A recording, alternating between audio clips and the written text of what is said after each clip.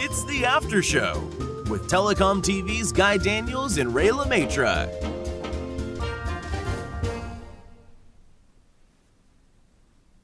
Yes, welcome to the After Show on TelecomTV. I'm Guy Daniels, Director of Content, and we are broadcasting live at the end of our Spotlight on 5G series. This is the first of 3 live shows. We have 2 more at the same time on Wednesday and Thursday. And we'll be taking a look back at last week's activity around MWC 22 in Barcelona and answering your questions on 5G with the help of our guests, of course. So if you haven't yet got in touch, then please do so now. The sooner the better. Don't leave it until the end of the show. There's a form on the website below this video that you can use. There's also a poll question. It's nice and simple, so go ahead and cast your vote now. As always, your co-host for the After Show is Ray Maistre, Editorial Director at TelecomTV. Ray, I hope you're fully recovered from your Barcelona exploits. Well, ask me again in a month's time, Guy. It didn't feel like a 2-year hiatus, and in many ways, it was just like riding a bike. You just get back on and you get on with it. I think everyone that attended drew the same conclusion. It was the right amount of busy. The place was buzzing. Everyone had lots of meetings and plenty of people to hook up with, even on the final day. But you could get around physically. And what could have been a logistical nightmare wasn't. So people were happy. A lot has changed, of course, but some things just stay the same. And by that, I mean the food and the wine was fantastic, of course. Oh, I really miss the food and your glass of Gran Reserva. But your point about having the space to get around more easily is well made. That show was really becoming a bit too big. Okay, well, on with this show, and joining us live on the programme today are Gilles Garcia, Senior Director, Business Lead with the Communications Group at AMD. Shabir Bagasrawala, who is Head of Go-to-Market with Rakuten Symphony. And Stefano Cantarelli, EVP and Chief Marketing Officer at Mavenir. Hello, good to see you all, and welcome to the After Show. Now, before we move on to our audience questions, some thoughts first on MWC, because it was great to see the return of a major in-person event, and MWC really is an annual focal point for the industry. News-wise, there was a lot going on, certainly in terms of the network. I know MWC has been associated with major device launches, especially since it relocated to Barcelona, and it kind of doubled its size from where it was at Cannes. And clearly size matters to the GSMA, and that growth comes from expanding beyond just the network and into the domains of gadgets and what have you. But there was a lot there for our TelecomTV viewers. Private 5G in particular was everywhere, or so it seemed. Huge interest and a lot of announcements there. And of course, OpenRAN and green power, although perhaps a little less cloud focused than last year. Ray, you were out there. Did your scope acronym of what to watch out for, security, cloud, OpenRAN, private networks and energy efficiency, hold up? Well, the TelecomTV video crew was in such high demand that I didn't quite get out and about as much as I would have liked. But I would say that my key takeaway was that the event was very much geared towards the increasing focus on developing and delivering enterprise services, including private networks, and on key operational aspects such as energy efficiency, as well as service innovation in general, which is where the bright lights of the metaverse demos came into play. So in terms of scope, well, I'll just have to take advice from others on just how prevalent security was in conversations and in terms of a show floor presence. Cloud in all of its aspects, it was kind of everywhere, underpinning so much. OpenRAN was certainly there, maybe not as prominent as it might have been. Private networks was a major theme and talking point, as was energy efficiency. So cope for sure, possibly scope. Well, I think we can cope with that. Gilles, did you attend the event in person, and what are your thoughts on the key areas that are being discussed at this time? I was there, and that was great, by the way, to be live in Barcelona. So, to your point, the right set of audience. So, not too many people. You were able to walk especially when you had meetings across the halls, you were able to work quite nicely through that. I think that to one point, the OpenRAN, I think that this year, less words, more demonstrations and real product. That's what my view on the OpenRAN.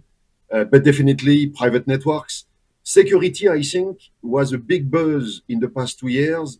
Probably less this year because a lot of things has been done into it. But that was great to be live. I think that all the right person were there for the traffic that we were expecting. And like you said, tons of meetings and quality meetings as well. Thanks, Gilles. Shabir, what are your thoughts on the state of the industry? You know, what have you been hearing this past couple of weeks? Yeah, I agree with Giles, right? That now, the industry is going beyond, figuring out what 5G deployments and how do we do the nuts and bolts of the deployments to the next stage, which is looking at the applications, the use cases for 5G. And that's really what I think the industry is grappling with, right? I think we spoke about enterprise, we spoke about IoT, private 5G. So this is really what the industry is looking at, that next stage of how we bring the applications from 5G and how do we monetize, how do we get that return on investment from a telecom and a network point of view. So. Great, thanks for those comments, Shabir. And Stefano, what about you? Your thoughts on MWC and the state of the industry in general? Yeah, I think that the MWC finally was back. It was actually, in my opinion, better than I had personally expected. All the you said were absolutely true. There were the right amount of people. And I would add that there were just the relevant people. What I mean by that is that the people were actually interested to meet other people and so on, rather than in some cases there were an overhead of people who were just coming to take a look, but they were not really creating that kind of business. From the point of view of technology and so on, private networks, everybody said that. About cloud, I would be less, I would be a bit more explicit. I think now cloud is given as a default. I mean, everybody is basing it on cloud and so on. So it's not a new thing because effectively is everywhere. And as far as OpenRAN, I think you said it right. There's more real things, more commercial stuff, and so it was on the mouth of everybody without any doubt. Great, thanks very much, Stefano. Thanks everyone for those comments. And Ray, you spoke with a number of CSP execs during MWC, and of course those interviews are all available to watch here on TelecomTV. One comment that really struck me was from Neil McRae, the chief architect at BT Group. And he said we need to match the cloudification discussion with a networkification discussion. In other words, that we as telcos need to stand up and promote the unique capabilities of our networks more, rather than accepting a second best position to the public cloud giants. And I think he's perhaps onto something here. Yeah, well, I think it's a case of same as it ever was. A major shift comes along. The hype suggests it might sweep away the old and usher in the new. But in the end, you have a mix, the best of both worlds. And I think that's what we're going to get with the mix of sort of cloud platforms and telecom networks. We'll have public, edge and private cloud platforms that will play key roles. But we won't see everything migrated to hyperscaler platforms connected by mega fat dumb pipes. It'll be somewhere between where we are now and that cloud-oriented utopia. And I totally get where Neil is coming from. He's got a great network and he wants to protect it and talk about it and use it, of course. Absolutely. Yeah, quite right. Thanks, Ray. Well, there's lots of audience questions for us to get through today. And a reminder, please, if you haven't sent a question in yet, please do so. So let's get going. And Ray, do you have the first question for us? Yes, I do, Guy. And this one we're going to put first to Gilles. And the question is, 5G connectivity is now a reality, along with many very demanding applications, all of which are demanding high performance new chipsets. Is the application race faster than the chipset production recovery race? Does the industry have a realistic plan to catch up? So, Gilles, is the industry and the application development moving faster than the semiconductor sector can keep up? So, thank you for the question, and definitely I think that the technology industry is moving even faster than what the application requires. I think that there is always a discovery between what the application requirements are and what the technology can do. And on the 5G, a lot of investment has been done by the industry, from AMD, but from other like Qualcomm, Marvell, and other of the world. And we are all coming with the right silicon devices, technology, to support the new high demanding applications. At Mobile World Congress, Meta was doing a lot of things around metaverse and the paradigm shift that this would require in the network. And this is true, but the technology is there to support those changes. Of course, after that, everything is on the detail, but the technology is there. The process technology in the foundry is there, available, 7 nanometer, 5 nanometer. Some devices were announced at Mobile World Congress, some other were demonstrated. And I think the key things is behind this technology and the application demands is, can the power and the performance assess and allows those applications to run? Because you mentioned the green aspect of it, or the power efficiency, as other words are used. It's quite critical, because if an application is very high demanding, you could be burning too much power. So I think that the technology is there. The semiconductor industry has not to catch up to do. It's there and well suited for the high demanding applications that are being shown at Mobile World Congress. Okay, excellent. Thank you, Gilles. So if there isn't any other comment from our other two guests today, we can move on to our second audience question. Thanks, Gilles, and back over to you, Guy. Yeah, thank you, Ray. And another reminder to our viewers, please, I've said this a few times already, but please keep the questions coming in. Now, there's a question we have here for you, Shabir, or at least for you to start with an answer.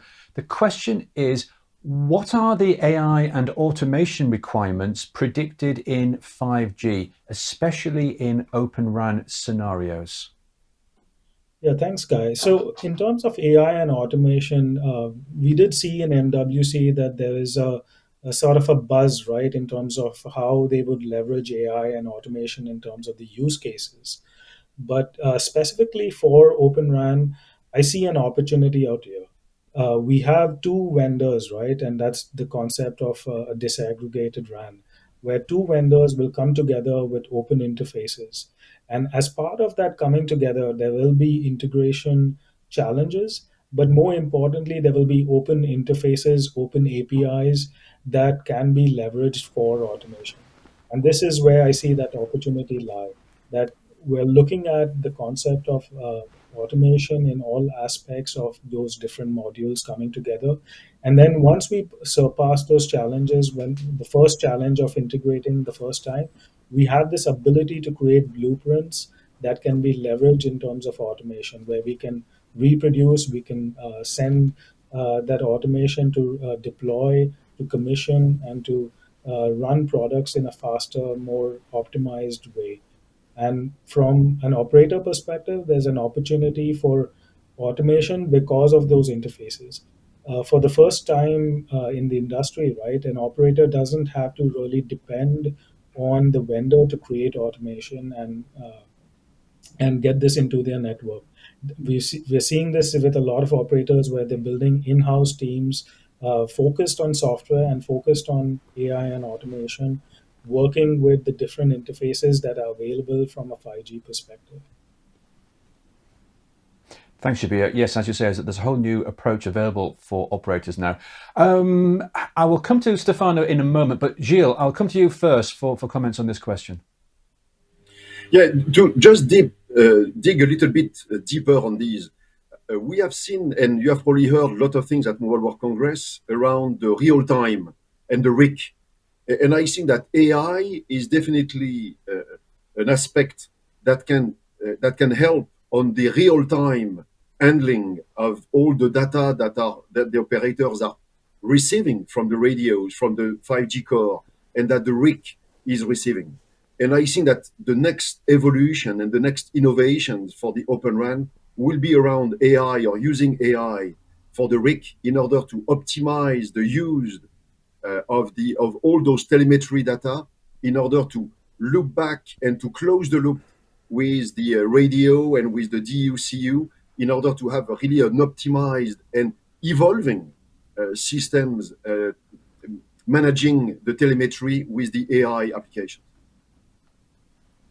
Thanks, Gilles. Yeah, you're absolutely right, and I don't think we'll have to wait very long either. Stefano, some thoughts from you on this question about the AI and automation requirements, especially in Open RAN. Yeah, I think you asked specifically on Open RAN, but the question is really on AI automation, is really on the whole network from the point of view of being a ability to automate and be more agile than what we have been really. And when I say we, I mean as an industry, we've been up till today.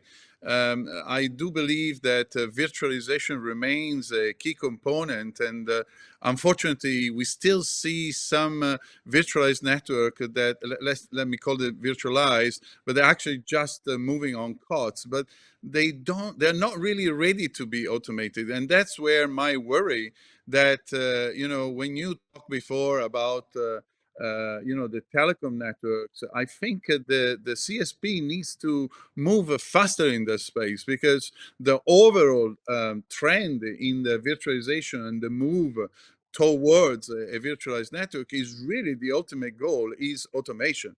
So at the moment, I think there's still too little. In the technology, we start to see with the AI a lot. I agree with everything has been said about the AI and automation for Open RAN. It is essential, but it is essential as much as well in the core. If you want to do network slicing, if you want to build quickly, if you want to do CI/CD. So I think from that point of view, there's still a lot to do, I think. And that's where the CSP needs to move. Otherwise, as you mentioned before, there could be someone else who has been demonstrated to be much faster in the past in that space. Thank you, Stefano. A very clear message there that CSPs actually do need to up their game and accelerate their moves here. Well, in that case, I think we will, Ray, I think we'll move on and hand over to you for our next viewer question. Okay, thanks, Guy. And I think this just goes to show what a hot topic Open RAN is, because we've got another Open RAN question from our audience. So Stefano, we'll start with you on this one. And the question is, there's a lot of talk about Open RAN, but it still looks like a lot of trials and tests and only a few deployments. Is much going to happen in the next 5 years because of the problems in covering 2G and 3G services with Open RAN technology? Ray, excellent question. Well, first of all, as has been said before, and I think Gilles made it very clear, 2 years ago, we had a lot of talk and papers and PowerPoint slides. This year, we have seen a lot of systems and the real system working in a commercial. So I think there have been significant steps in this space in terms of the Open RAN. Also, a lot of the doubts that were injected in the industry, like would the massive MIMO work, this kind of thing, has been all set on the side, because real demonstration has shown that everything is possible. So in terms of the 2G, 3G, I think everywhere, almost everywhere in the world, we're going to have 3G somehow dismissed. There are still a lot of countries, by the way, so I don't want to look like I'm looking just specific geographical area. But it is possible, actually, to bring 2G and 3G on an Open RAN. I think we in Mavenir have demonstrated the 2G, and we are ready to get on a 3G as well. But we have seen slightly little appetite, for example, on a 3G. Definitely the big focus is in a 4G and a 5G, and a lot of operators are saying 2G, 3G will kind of smooth away. So from that point of view, I think that the problem is not much about the technology. I think the technology now is ready. Ready doesn't mean that it's super mature. But maturity comes with the deployment, and we got now examples of deployment. I think Rakuten has shown this. Dish is gonna show soon. There are other operators in big scales in Asia Pac who are starting to deploy. I think the key item here is not much about OpenRAN as a technology. I have been saying that for a bit of time. The main issue is that in order to deploy an OpenRAN, you actually need to deploy a proper cloudify network. Now, when I say cloudify, I don't necessarily mean a public cloud. I mean actually a proper cloud technology. And to do cloud technology and to start to distribute cloud at the edges and aggregate the processing at the edges rather than deploy everything at the cell site, you actually need to have some other characteristics in the networks, like a proper IP distributed network, which actually are able to provide the service to the OpenRAN, to distributed core, UPF distributed to the edge, and all those kind of things that are important for the CSP, but are even more important in some cases for private network. So when you talk about CSP, as you mentioned that before, I think they needed to do some significant step to actually get to an architecture which is not just an expansion of their 2G, 3G, 4G network into 5G, but it's actually a proper 5G network with a proper architecture. And that's really the big challenge that telecom has, because it's not just about technology, it's about mindset, it's about doing things in a different way. I really believe this is the key things. And some people are started to be bold and brave. Clearly easier for a greenfield operator. I mean, no doubt about it, because when you don't have legacy, you can just go straight for the latest and the greatest. A bit more difficult, of course, for brownfield, but there are a lot of ways of doing it. And some operators are starting to think about it and start to move the right step in that direction. Okay, excellent. Yeah. And as you say, it's not just a case of dropping some OpenRAN elements into what you have. It's a big puzzle, lots of things to fit together here. Gilles, let's come to you. Do you think that that things will progress in an accelerated way in terms of OpenRAN in the coming years? Yeah, definitely. We believe so.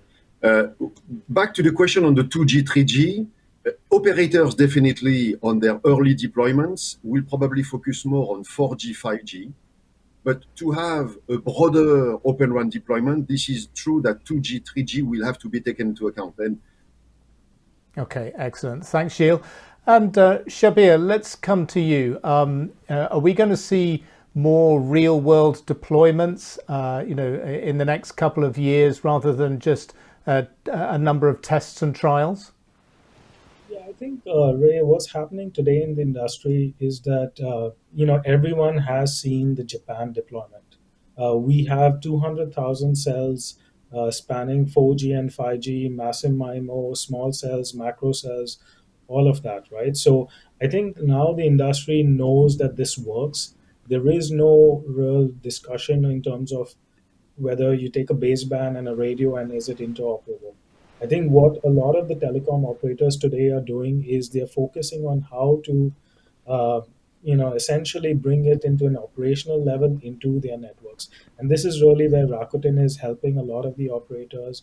We're having discussions with them. We're talking about the fundamental operational changes, looking at cloud. How do they design a cloud network? How do they bring multiple vendors together? What are the configurations that they have to enable?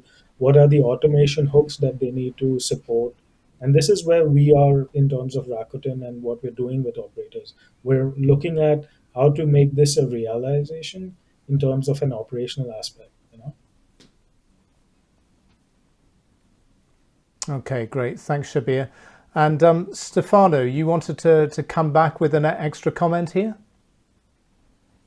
Yeah, I think my comment is very simple. Is on the prediction of what is going to happen in the 5 years. I am very aggressive because I think OpenRAN as an architecture, and clearly here I'm talking specifically of the architecture, is the architecture of the future for radio access. And there is no doubt it, because if you want to start to distribute stuff, that's the way to do it, by having efficiency with processing aggregated and a proper distribution at the edge. So my prediction is that in the next 5 years, fundamentally, when we get, let's say 5 years, after 2025, 27, all the new RAN access will actually be open RAN. I think Japan has given us a great example, and Sabir has been mentioning it, but a few people knows that nowadays almost 100% of the radios that come up in Japan are all OpenRAN 7.2 compliant. So I think there is no doubt that's the way to embrace. It's just a question of time. Okay, excellent. Thanks, Stefano. Okay, Guy, I think we've had plenty of answers on that question, so I think it's back over to you at this point.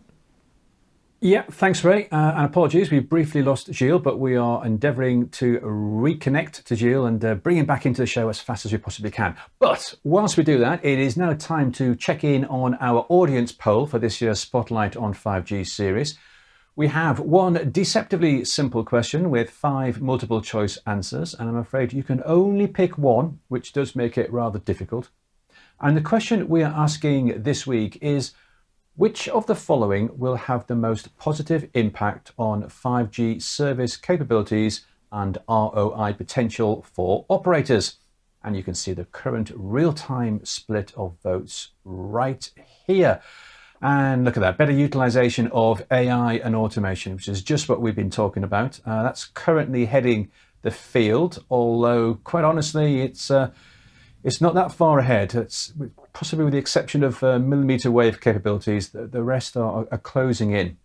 So if you have yet to vote, then please do so, because the more votes we get, obviously, the better. And the results would be. So we're keeping the polls open all week, and we'll take another look at the chart in tomorrow's live after show. So let's return now to our Q&A, because we are about 30 minutes or so into the program, and we still have time to answer a few more of your questions. So please keep them coming in. And Ray, over to you for our next viewer question. Okay, thanks, Guy. And this question, and we're putting this question open to both Shabir and Stefano.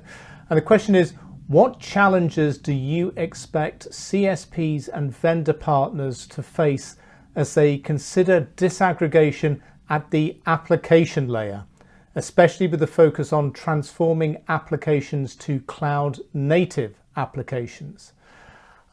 So how is the whole move towards disaggregation and open networks going to impact and transform applications, especially as they go cloud native? Would somebody like to come in first on this one? Shabir or Stefano at all? Shabir, thank you. Yeah, so in terms of applications, right, like especially with 5G, we're seeing such a variety of use cases. We're seeing the mobile broadband where we're looking at gigabytes of download speeds, but we're also looking at industrial applications, IoT applications, enterprise applications, vehicular communication. So in terms of what we need to look at from a disaggregation point of view is what is that back end platform that we need to build that will support this wide variety of applications in our access network. There is, Stefano mentioned that we have to look at the cloud aspects, that building it right from the get-go. But especially if you think about things like user plane, control plane separation, local breakouts for low latency applications, building the broadband features that we can support in terms of massive MIMO and higher bandwidths of millimeter wave. So these are the important things that we have to look at, and I would say cloud is the fundamental aspect. especially when you're looking at stitching different kinds of virtualized functions, supporting the platform so that you can give the computing and the memory and the processing power that a particular application would need. The horizontal and vertical scaling that you would typically need, like some of the things, like a lot of network providers are looking at IoT, but they are only focusing on building the network side of things. But especially on the application, you have to think about a lot of multiple transactions where you have like hundreds of thousands of devices, they're all transacting. And most of the times, they're not just looking for gigabytes of data. They might be doing as low as kilobytes of data, but they're doing a lot of control plane transactions and stressing the network. So, in terms of, from my perspective, cloud is an extremely important factor in this. I think there's several industry papers and publications about this, where how we stitch all of that together and build that platform in the back end that will allow you to deploy those applications. Okay, thanks, Shabir. Yes, Stefano, let's come to you on this. What kind of impact is this whole move towards disaggregated cloud native platforms going to have on the deployment and delivery of applications? Yeah, I want, well, first of all, Sabir said it right. He said the right things, but I wanted to add a bit more in the fact that real there is the whole virtualization, which is the cloud native, if we want to call it with a more sexy name, is really the key component.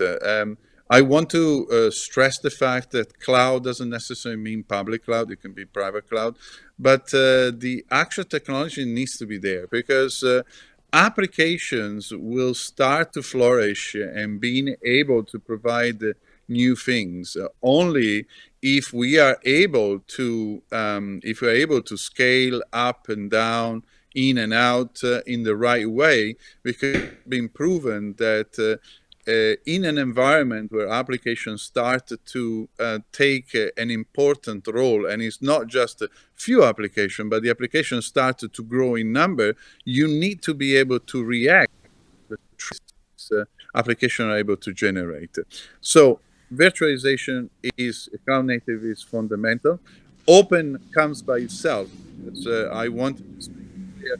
Unless you have an open environment, you really use application from outside. But to be honest, I mean, we have been talking a lot, but really the real interface, which is not super open, is the one that we have mentioned in the OpenRAN. All the others in the cores are being pretty open, and for example, before it was mentioned RIC and all the R apps and X apps, they're all fine.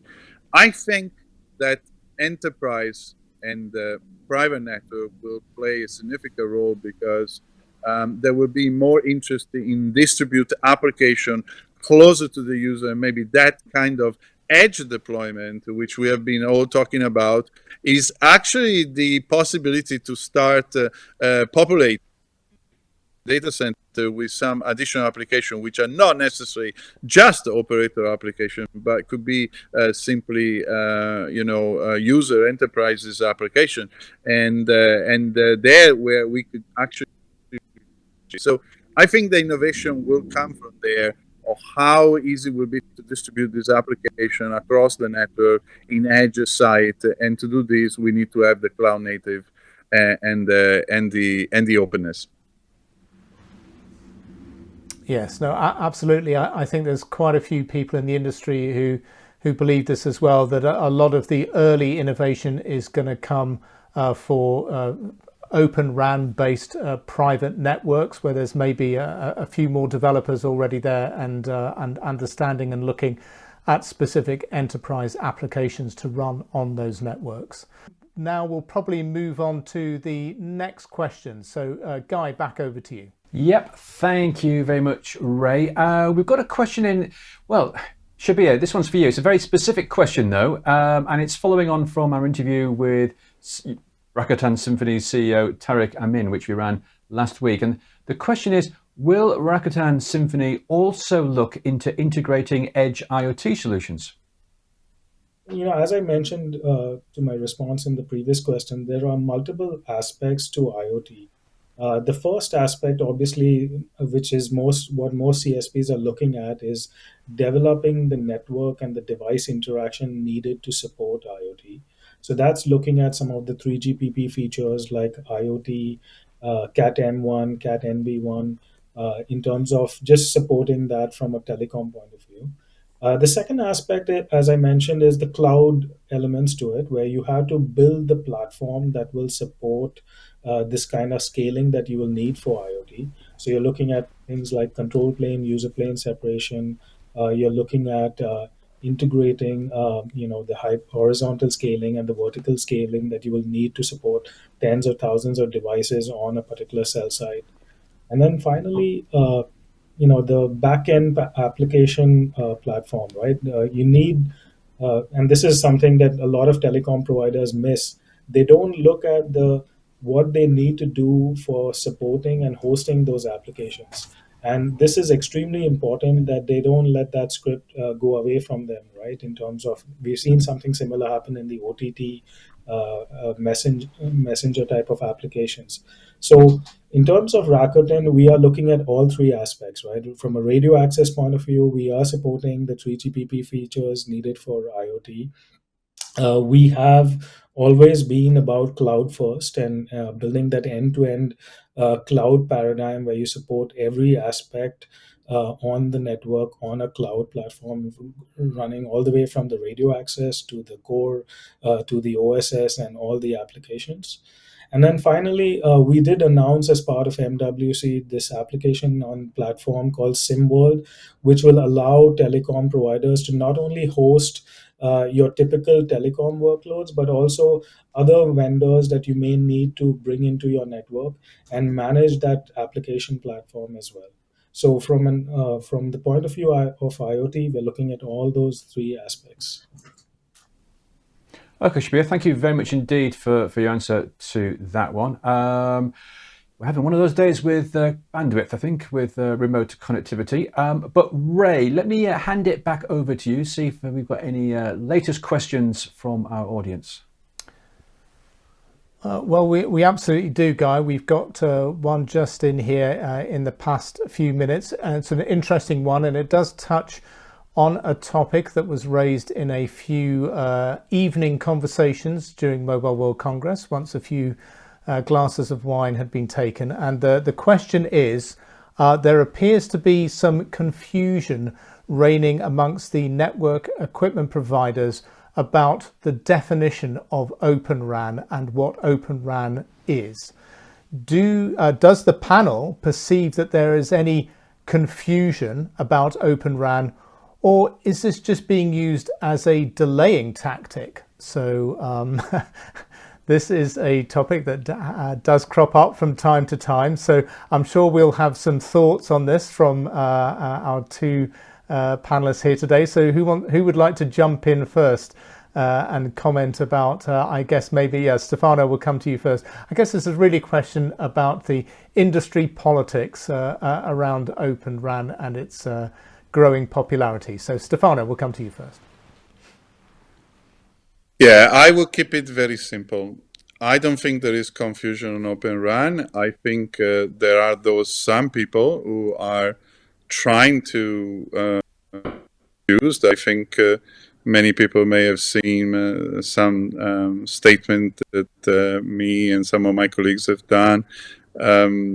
It's just, in my opinion, it is very clear what OpenRAN means. OpenRAN means very simply that the interfaces between the baseband and the radio is open and is interoperable. So the definition is extremely simple. So I don't think there's much to waste the time. What I think it is clear is that there is a bit of attempt to, of course, protect the market and so on, which is nothing wrong. I mean, this has happened all the time, so I don't think it's a surprise. What I do believe instead is that when we think of that, we need to think of what really the goal of the evolution of the architecture is. First, being more flexible. Second, being open, because competition means innovation always. If you don't have competition, most of the time you start stagnating in the innovation space in technology. And last but not least, as I said before, virtualization cloud native, which is not necessarily inside the definition of OpenRAN. We're stressing many times a non-virtualized cloud native RAN vendor could actually provide OpenRAN, virtualize that. So I just wanted to say that because I think it's just a matter of being sure that we focus versus building a future and a transformation rather than debating on the, what they say, the sex of the angels or something like that. Okay, excellent. Thank you, Stefano. And Shabir, what's your view here? Do you think there's maybe a few games going on in the industry and perhaps whatever confusion there might be around OpenRAN is perhaps something that's being suggested to hold things up? That's the inference from the person who's sent in the question. Yeah, I think I agree with Stefano, right? Like there is sort of a protectionist approach that a lot of vendors are going and maybe introducing confusion in the industry. But from the point of view of OpenRAN, right? Like in my view, it is about transparency. It's about the opportunity that we have out here, and as Stefano rightly pointed out, in terms of innovation, there's an opportunity in terms of transparency, like open security interfaces that can be audited with specific standards. There is an opportunity here in bringing down cost. There's an opportunity in terms of multi-vendor deployments. So I think all of that represents and encompasses what we call OpenRAN today. And in terms of vendors saying this is open and that is open, I think that is an exercise in futility, because really the industry has defined from their perspective that they want OpenRAN. The service providers have mentioned this already. They have started outlining what they mean, and that's really the important part, right? The service providers have to define their definition. And I'm in terms of my industry and my team, we're seeing like a lot of service providers are already putting this into their RFP requirements, into the RFQ requirements. And I think we will see different flavors of OpenRAN coming out into the industry in the next few years. Okay, excellent. Thank you, Shabir.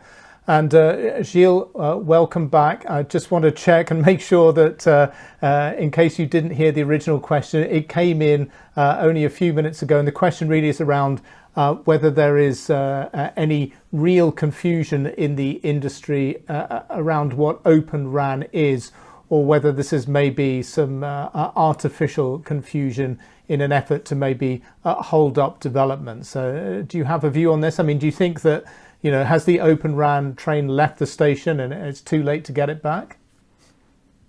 So the train left the station, and I think that he is leaving the station to go to the right place.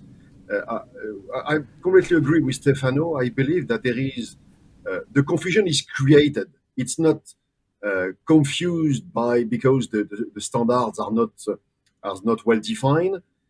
I think again, OpenRAN is making people a little bit afraid. Some protectionism are happening. OpenRAN will happen, but I think that there are spaces for the two traditional RAN and the OpenRAN. So I think that at the end is what are we delivering as new services? What are we allowing as power efficiency that will make OpenRAN a success? And I think that with the operators' investments, what the investment they are doing as we speak, this will be a success. But I think that we'll always have, even in 2025, 2030, still traditional RAN and OpenRAN sitting together. And I think that innovation will come more from the OpenRAN than from the traditional Okay, excellent. Thanks, Gilles. And I think, like we said earlier, in the same way that the cloudification and networkification, it'll end up being a mix. That is usually how it works out.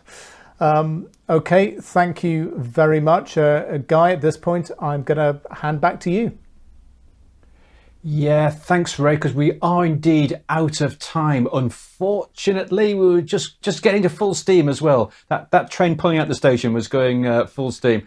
And I've just noticed also we've got a couple of late questions coming in. It's too late for those today, I'm afraid, but we will hold them back for consideration tomorrow. So please, do try and get your questions in as soon as you can. But we do have the after show tomorrow. Thank you to our guests who joined us for this live programme, and to our audience for sending in those questions. And as I say, we'll be back tomorrow with another live after show programme. Yeah, we've had some great questions today and a fantastic discussion. Let's do it all again tomorrow. And remember, as Guy just said, please do send in your questions nice and early. Get them in as soon as you can. Don't leave it too late. And obviously, we'll try and get it in on the same day as you send them in. Yeah, absolutely. Get your questions in nice and early. And please join Ray and me again on Wednesday for the second of our live after shows. Until then, thank you for watching and goodbye. The after show was recorded in front of a live online audience.